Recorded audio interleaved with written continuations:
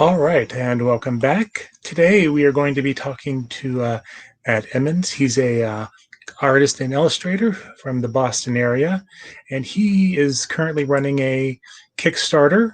And one of our good friends, Matt.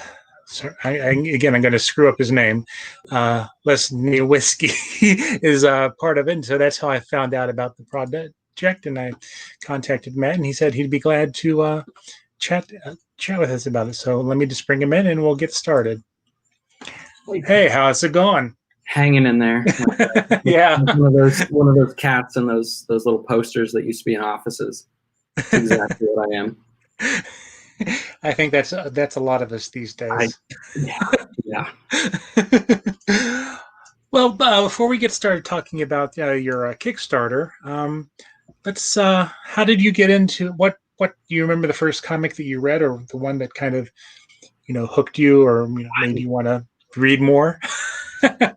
I got into comics pretty late, but I've always had them around. So I think the first one I remember reading was an Electric Tales of Pikachu book, but I wasn't super into it then. And I didn't get back into comics, I think, until I was 20. I was in college and I found that we had this little corner of the college library that had some Judge Dredd, collected stuff.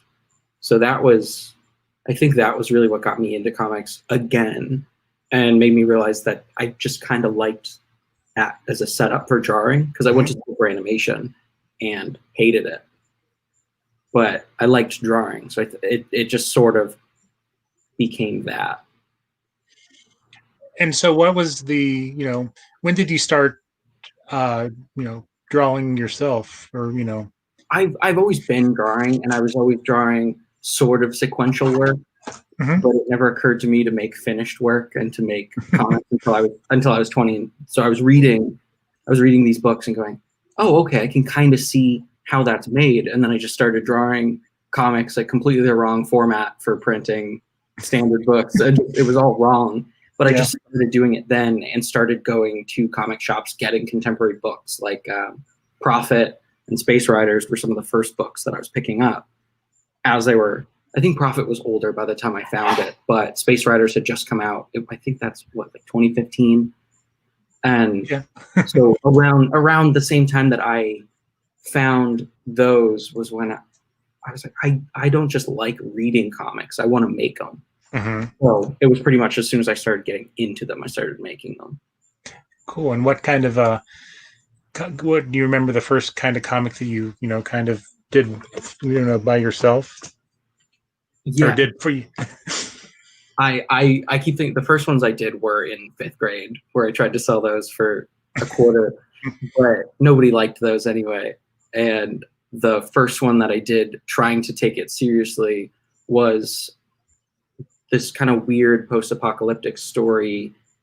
In the middle of college, I was just trying to do this thing where I was not really writing consistently. I was just sort of drawing it and filling in the blanks as I go. And it kind of worked.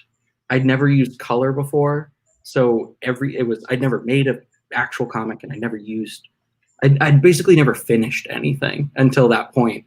And then I made a 45-page part 1 of a book that just didn't hold up.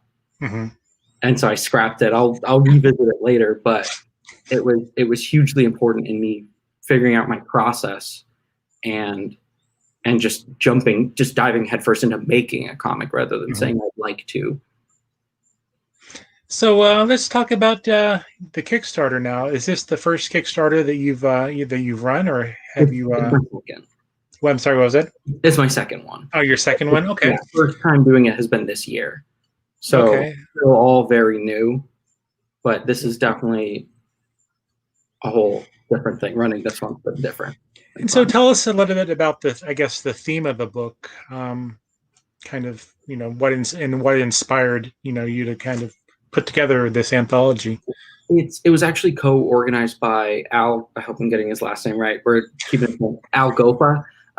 So he's a French Canadian comics artist, and I had just reached out to him. I hadn't met him. I haven't met him either. So we just know each other's work, like each other's work. And we were talking just about like publishing and some other stuff. And he asked me about if I'd be interested in putting together another book. So we just kicked around names of people we both knew or we both liked the work of. And I think from the start, it was always going to be this type of genre because we're both kind of leaning towards like a fantasy, sci-fi kind of stuff. It's not grim, but it's not very lighthearted. Mm-hmm. So I think both of us already knew that's what we wanted, and so that's what we wanted from everyone in it. So it was really just a list of people we kind of knew or really knew pretty well, somewhere in between. And we just reached out, and I think everybody that we asked was up for it. So we ended up with 17 of us. And so, did you say, this is, our theme, write a story for it, or, kind of give them like certain beats that you wanted them to hit? Pretty much. I like the idea of just letting them do what they wanted to do, as long as it checks off the genre box. So as long as that was our only caveat, that we were saying within this page range, I think we had said 10 to 20 pages, whatever you want to do, and make sure it just checks off sci-fi, fantasy, dark fantasy kind of genre. So it can be very nebulous. So I think I'm really looking forward to seeing, because I haven't seen everyone's work yet, I'm really looking forward to seeing the difference in how people interpret that. But everyone so far is definitely checking off that genre really well. Okay. And I noticed that, right now the Kickstarter is doing really, really well. I'm thrilled. Yeah. Was this something that you kind of expected, or just is it? I had a good feeling, but I did not expect this fast. Mm-hmm. Great. So I mean, with who's in the book, I keep looking at that list and feeling like I'm definitely one of the most amateur people in here, and just seeing the names that are like, these are people who I was buying their books when I was getting into comics, which is still crazy to me that they're in here with me. And yeah, I think I felt pretty confident that people were going to be receptive of it because of just the artwork and the talent that's in it. But I did not expect it to be fully funded day one, to fly through it the way it's been going so far. And we're only a week in now. This marks a week. And it looks like right now we're looking at your pages or your story. Yeah. Care to tell us a little bit about that? Yeah. Or about that, your contribution to it? So my story is around 20-ish pages. It's called Aberrant, and it's about a wretched little creature that makes a bad deal with a lich for revenge, and so it kind of gets out of his hands and out of a lot of everyone else's hands. And I just really love I think the story had been kind of percolating because I started playing D&D somewhat recently, and I really love that as a way to socialize with people and still do something that's not work for once. And I really love the concept of warlocks in that game, where you make a pact with something that's usually evil to get power. And I've always found that a great like jumping off point for a pretty interesting narrative where maybe you're not a bad person, but what you're serving is evil. And so I wanted to do something very short and sweet, tying with that, where it quickly realizes how big of a mistake it's made when it's too late to turn back. Okay. So how long does it usually take you to, write what you're writing, and then, and do the art for, whatever you've done? What I'm trying to get at is, kind of just figuring out your process, your creative process with things. I think it varies because I'm usually doing multiple things at once. So it's tough to lock down how long it takes. But I know I've been working at this story for about 2 weeks, and I'm just about done. But I'm very loose with a lot of steps in how I work. So I still work completely traditionally, or not completely, but I still draw completely traditionally. So I'll draw pencils and transfer them onto a light table, put them onto nicer paper, clean, ink it still with a brush and the old school way, I guess. And then I'll color and do tones and things in Photoshop. So it's a little quicker for this book because it's in black and white. But it's I can on a good day do 4 pages in a day. On a rough day, I do nothing. So it's very nebulous how efficient I am. Yeah. So kind of if you let's talk about the a little more about the Kickstarter. What are the different levels, and what can people what are some of the I guess things people can get if they support the support you guys? I love keeping everything nice and simple. So the main thing we went with was the book.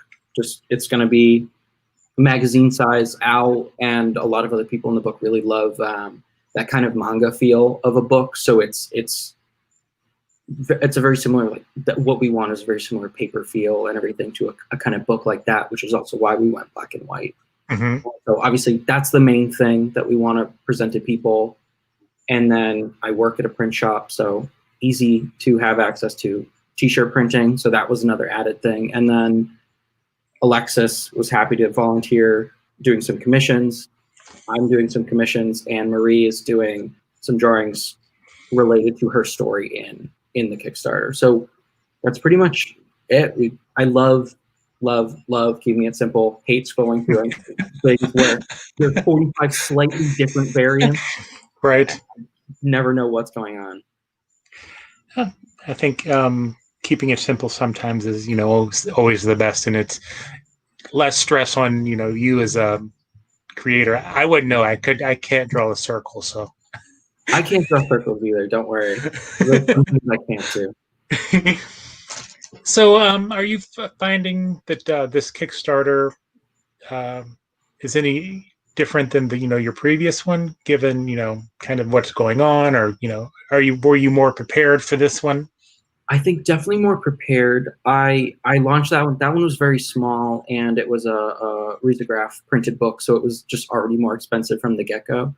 But for that first Kickstarter, the day I finished making everything that got approved through Kickstarter was the day I launched it. And it was very just impromptu. I wanted to just see how it would go. And this one was a lot more planning. We've been planning it since, I think, April or May. Everything this year just kind of blended into one long day. So we've been planning it for a while, but I also told all of the artists not to worry about getting anything done before launch, because I didn't think it would fail, but I would hate to have people put a lot of time and effort into something that doesn't reward them. So we had a pretty solid plan, and then just made some deadlines and times. So I was definitely more prepared for this one, and I think this is a larger book, and it's a lot more I guess established people that have been in comics a little longer. So I think there was a lot more people that recognize names right away. Well, so, you have a Eisner nominated. Yeah. A lot of people in there that are. I keep saying to people, if I wasn't in and organizing this book, I'd be buying this book. Yeah, which is a good sign to me. And I noticed that on the kind of like your one of your main pictures is you mentioned that you have people from all around the world. Does that kind of play in, kind of figuring into any moving parts, or like you said, everybody's just kind of doing their thing, and going to have it ready when it's done. Yeah, we've set a deadline where I'd like everyone's finished artwork by, I think, mid-October was what we were thinking, which is, I think everyone's in line for that and on track. But I'm a pretty easygoing person. So as long as they let me know, we'll figure it out. Yeah. But I just really love everyone's art in this book, and I love that I can genuinely say that. Like there's nothing I'm not going to love in this book. So it was really just seeing everyone's work, and I love that it's all these different corners of the world where there's just going to be a touch of what they do, and it's not just me and a group of guys that I know too well who we all make the same thing. Mm-hmm. And I think that's definitely something that's going to make this book even better for everyone else. There's so many tones in it. Now, and if you don't want to answer this, you don't have to. Do you have a favorite, person that you kind of, that's working on the book? Do you have? I mean, you don't have to answer it if you don't. I don't want to get in trouble. I don't have like a favorite for one. I think I love so many people in this book already. I just like as a fan love some of these people's work. Alexis Ziritt, obviously Burnay, Marie Enger, who I'm very close friends with and a fan of, which is an odd mix. And Linnea Sterte, I hope I'm saying her name right, but I've never heard anyone say it out loud before, but just I love everyone's work in this book, but there's some of the people in it Al has known better than I have. And so it's nice to be introduced to people at the same time as we're putting this together. And then some of these people are my go-to references of what make great comics. And I see that you've had some stuff published on like Comixology. Any chance of maybe eventually releasing it there, or just kind of keep it to the Kickstarter? I'm an independent guy mostly, either whether by choice or not, I don't know yet. Yeah. But I did colors for a book for Comixology, and I've had a couple of short stories through Heavy Metal, and that's been the extent of my mainstream publishing. But I haven't thought about it, and I also think a big part of this is I want whatever after this book, whatever everyone wants to do with their stories, they're there. So that's it. It feels weird to think I am a publisher in a weird way running this, but at the same time, it's very much I'm at the same level as everyone else in it, in terms of we're all just creators. So I don't think I'll be pushing for anything like that unless if someone approached us, I would run it by everyone and see what they do or don't want. Yeah, no, I was just kind of curious. Yeah, that's something I hadn't thought of. So is there anything that maybe, I didn't ask you about that you wanted to mention about the project, or, I think that's good. I like it. It's a short, simple concept. It's a cool book full of 17 artists doing dark fantasy sci-fi, or Al, I think, coined this genre, blood-fi, which I can't wait to see more of.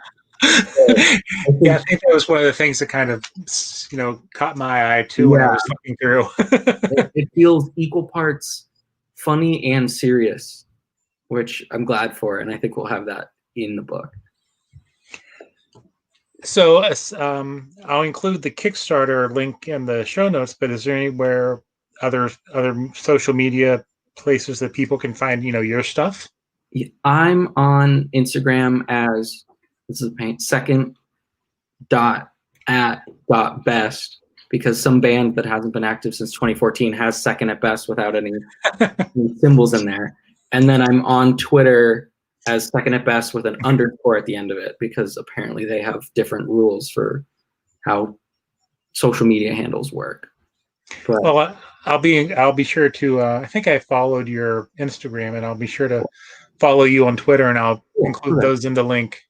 And I've tagged everyone else in the book on my Instagram too, because I don't think anyone wants to hear me list off 16 other Instagram names. But they're there. Definitely follow them too. Yeah. Check out all of their work. Are you currently reading anything comic-wise that you would recommend that people check out? Or are you just kind of focused on this? And I do too many things all the time, but I'm reading Protector. It's written by Simon Roy, who's in the book. one of the best contemporary sci-fi writers that exists, and Daniel Benson, I think Daniel M. Benson, and drawn by Artyom, who's also doing a story in the book. And I didn't name them now, and I feel bad for not naming them earlier, but they are also two of my favorite writers, artists, creators. And they have a series through Image that just had its final issue come out today, Protector, and that is, my only problem with that book is I have nothing to do with it. It's so good, and so that's definitely a current one. And I think, what else? I think I'm waiting on picking up a handful of books from my comic shop. That's just, I just buy books by the stack. No, Protector's my current one. That's perfect as is. Cool. Well, I want to thank you for taking the time to talk this evening, and if in the future, if you ever have anything, and that if you run another Kickstarter and you'd like to come on and talk about that, then you're more than welcome. And I'll definitely include all the links when I put the video up. And it looks like your Kickstarter is doing great. I know that they can kind of change, but I don't think personally you're going to get that big of a swing to. Yeah, let's hope everyone doesn't change their mind and back out now. But here, I'll knock on some wood for you just so I didn't jinx you. I'll do it too. I appreciate it. Yeah, I'd be happy to be back on. I've got too many things planned because I find Kickstarter a little more accessible than pitching. Yeah.